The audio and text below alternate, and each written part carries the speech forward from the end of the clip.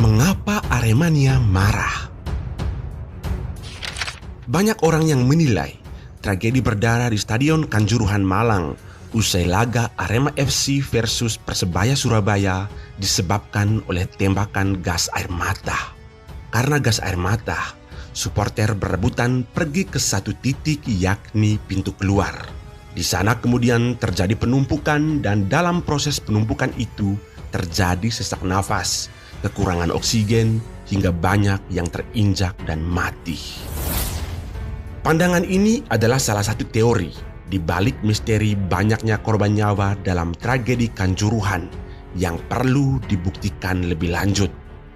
Namun yang jelas, penembakan gas air mata dalam konsentrasi tinggi memang berisiko memicu kematian.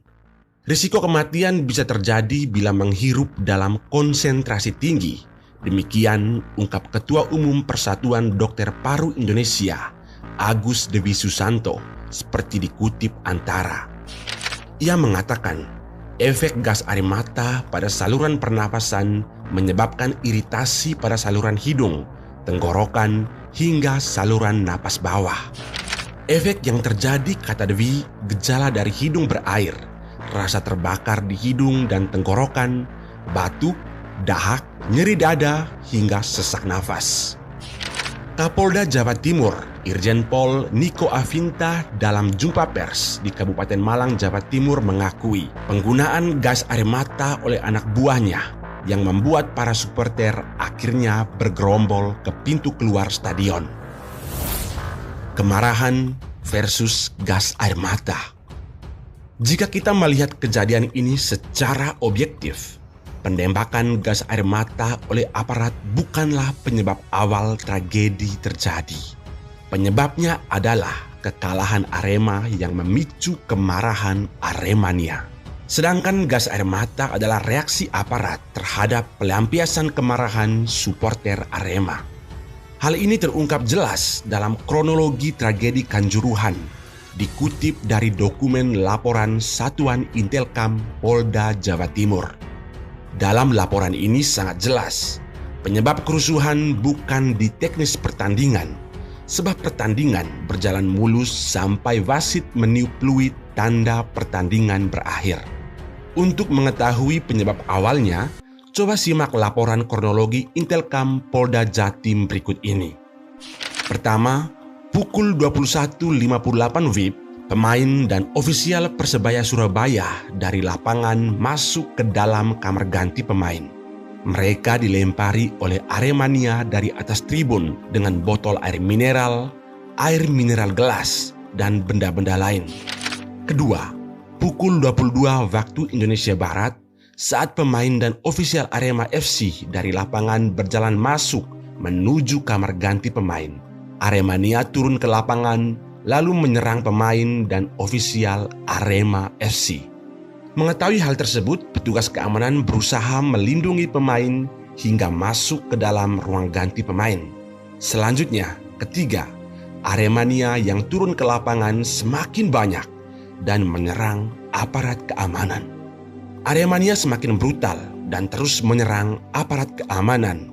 Sempat diperingatkan beberapa kali, namun tidak dihiraukan oleh massa Arema. Kemudian keempat, aparat keamanan mengambil tindakan dengan menembakkan gas air mata ke arah lapangan, Tribun Selatan dan Tribun Timur, yakni Tribun 6. Tujuannya supaya massa di tribun tidak turun ke lapangan. Setelah penembakan gas air mata, supporter yang berada di tribun berusaha keluar melalui pintu secara bersamaan. Di sana terjadi desak-desakan. Banyak yang tergencet dan terjatuh, terinjak-injak, serta mengalami sesak nafas. Keempat urutan kronologi ini adalah bagian dari 12 rangkaian kronologis yang dicatat Intelkam.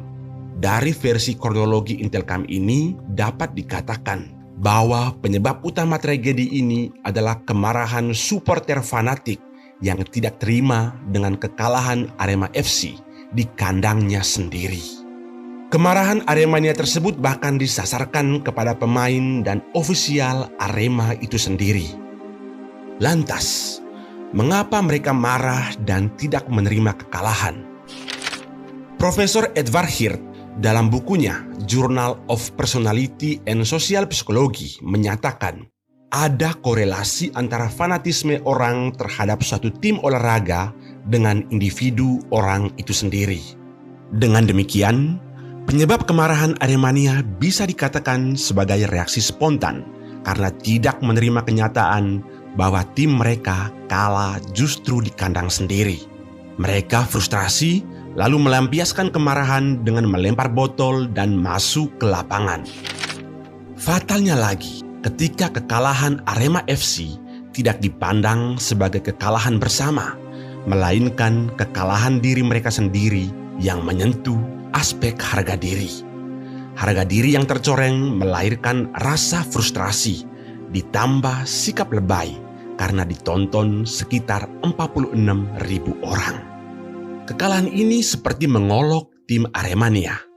Hawa pun makin panas. Mereka melempar botol minuman ke arah pemain dan ofisial Arema FC. Lemparan itu kian gencar yang memicu penonton meloncat turun ke lapangan. Dalam sekejap, semakin banyak yang turun ke lapangan. Massa yang turun ke lapangan dihadang polisi dan TNI. Lalu terjadi kaos di lapangan. Sementara di tribun, puluhan ribu orang seperti siap meloncat turun ke lapangan membela Aremania yang sudah ada di lapangan. Situasi ini diterjemahkan polisi sebagai bahaya. Dalam hitungan detik diputuskan polisi menembakkan gas air mata ke arah tribun untuk menghambat penonton, supaya puluhan ribu orang itu tidak turun. Apalagi saat itu, para pemain sedang berada di kamar ganti. Mereka tentu terancam bahaya. Akibatnya, mereka yang turun ke lapangan selamat. Sama sekali tidak ada yang cedera, kecuali lecet dipukul pentungan polisi dan TNI. Sedangkan mereka yang di tribun berdesakan keluar melalui pintu yang kecil untuk ukuran begitu banyak orang. Mereka berhimpitan dalam tempo yang sangat cepat. Disitulah tragedi terjadi. Orang mati terinjak-injak, gegara sesak nafas menghindari gas air mata. Lantas, apakah tembakan gas air mata dari aparat adalah penyebab tragedi? Tentu kesimpulannya tak semudah itu. Tembakan gas air mata adalah reaksi atas kekaosan yang terjadi. Betul bahwa gas air mata berkontribusi terhadap kematian. Namun jika kita jernih melihat kasus ini, kita harus jujur mengakui bahwa kematian justru pertama kali datang dari emosi yang tak terkendali akibat tidak menerima kekalahan.